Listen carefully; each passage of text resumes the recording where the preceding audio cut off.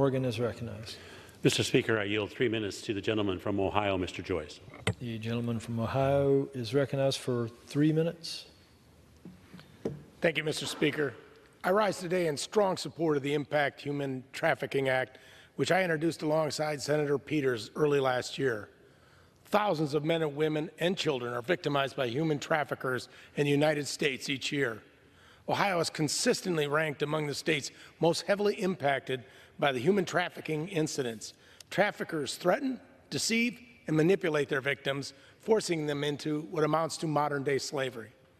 As a former prosecutor, I understand the importance of caring for victims, punishing perpetrators, and ensuring that law enforcement personnel also receive the resources and attention they need when investigating these heinous crimes.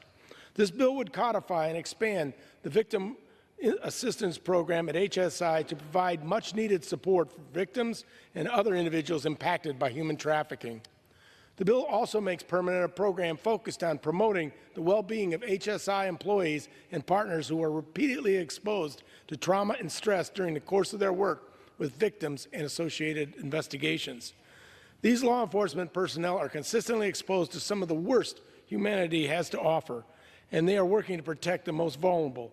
We should do everything in our power to safeguard their well-being and make sure that they have the resources they need to protect their mental health and continue to do this admirable work. I'd like to thank Senator Peters for his continued leadership on this issue and my colleagues in the House for their critical partnership in this legislation. I encourage all my colleagues to support this bill today, and I yield back. The gentleman yields. The gentleman from Oregon is recognized. Sure.